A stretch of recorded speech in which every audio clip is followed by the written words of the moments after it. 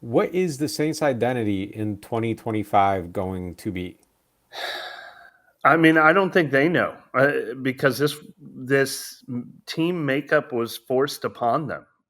They wanted to keep Derek Carr. They wanted to be competitive this year. They obviously kept um, Demario Davis and Cam Jordan and Tyrann Mathieu, and they kind of wanted to be stuck in that limbo. And then this rebuild got forced upon them with Tyler Shuck and Spencer Rattler leading the way for a new coach in Kellen Moore. So I think that should be their identity: is hey, we're slowly but surely building something here.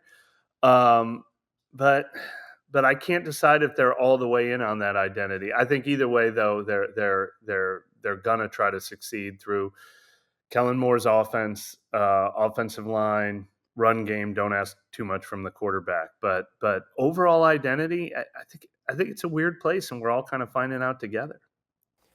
Yeah, it's a fascinating one because I don't know that they're hanging their hat on anything right now. I think the thing they want to hang their hat on is the offensive line, and they don't know if they got five hooks or, not. So if they do, okay, fine. Like there's a lot of stuff to hang hats on. But if not, if you have three hooks, if you got two, it's going to be a little bit dicey. So I think it's very much to be determined. I definitely don't think it's defense. I know what the defense wants its identity to be, and I think they'll probably start moving toward building an identity on that side of the ball. They want to be a team that is making dynamic plays, and the way to do that is to play kind of their pattern match defense. Your back is into the ball. You're able to jump some things. I think that's what they want to be, but I don't know if they have all the players they need to be the best they can be at that and have that be this is what the Saints do. I don't know that we get to the end of the season and say Right. this is what the Saints do. I think there's a lot of things. I think there's going to be clear direction toward what they want to be, but I don't know if they achieve anything so much so that Chris Collinsworth, if he were to ever watch a Saints game, which he won't be doing from a booth, but if He he might watches watch one, one. you know He what I might mean? Like, watch one if it shows up on like the 1 hour recap on yeah, NFL Network while he's making breakfast. but I don't know that there's going to be the thing where someone's sitting in the booth and they're like, man, you can't do that against, or the Saints will Yeah, get you doing that. Like I don't know if they're going to have that this year. I hope that's the case though. I think that's the best case scenario is that we even if we don't see it come completely to fruition, we see what they're trying to do and we see glimmers of hope from it. Me and B were talking about Friday that I think our favorite thing about Kellen Moore is B used the word intentional, that he has plans, that he has ideas, that he has a vision. I want to see a vision from this team. Of course, they're not going to implement it and fully execute it in year one. They don't have enough talent to do that on offense or defense. But if we see, oh, this is the kind of team they can be, they just need three or four more pieces, and they have time, and they're heading in the right direction. That I hope that's the identity of this team. That's the team I would want to cover and analyze.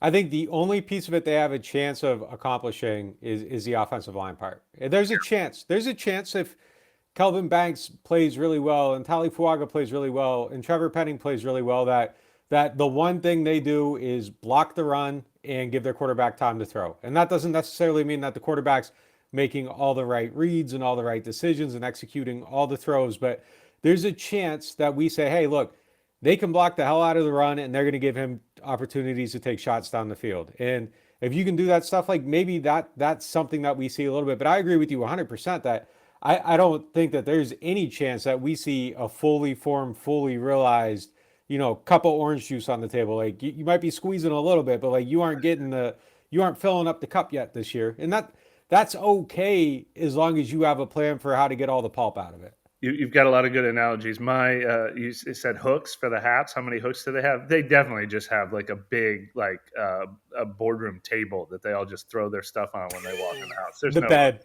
It's the the bed. bed.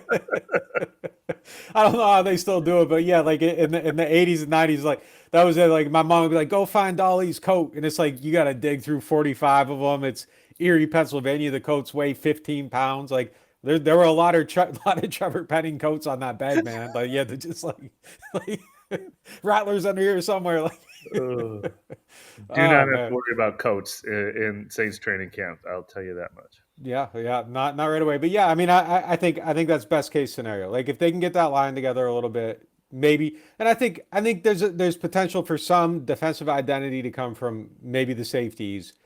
I think you have enough talent there for those guys to make some plays. Tyron's going to make some plays. Reed's going to crash down.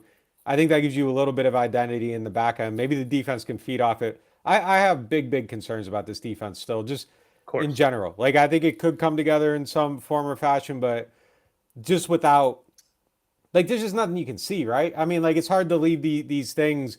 Whereas, like it's like okay, I can see that the quarterbacks can throw the ball and they can make some decisions, they can complete some passes, and the receivers can catch them, and that alleviates that like a little bit. I don't think it's like real relief. I don't think it's real direction, but just kind of some of that you can see. Like the big questions with the defense are in the front seven, specifically with the pass rush. And that is something that you're getting no answers from this time of year. So huge concerns there. I will say, just walking back from our last Monday show, like we sat here, we said, hey, look, it's more me than you. Secondary needs to make some plays. They did make some plays in this That's true. practice or these two practices. So I feel a little bit, it was just, hey, I want to see X and Y, and we saw X and Y out there. So that felt a little bit better after completing. I did the math. 87% of the passes during OTAs, that number dropped in these a little bit. So that was good to see. I still thought the quarterbacks were okay, but the defense definitely played a lot better. Well, look, and let's remember what they did this offseason. They immediately trade for Devon Godchaux. Their big free agent signing was Justin Reed.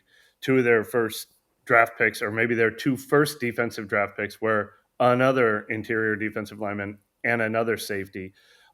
So how that works is, are they stopping the run on first down? Are they forcing teams into actual third and long situations? And then their pass rush. I mean, like all kinds of things we're never going to see until we get into real game situations.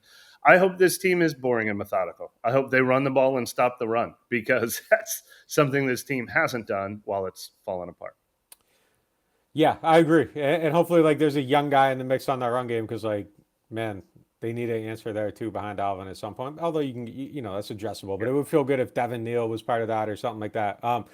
If you want to know everything that happened at these practices, you want the breakdown of all the passes, how many they completed, who caught the passes, who had the most catches, who had the least amount of catches, breakdown all the targets to every receiver, all of it. That's on NewOrleans.Football. Use the code NOF, save 20% on your first payment.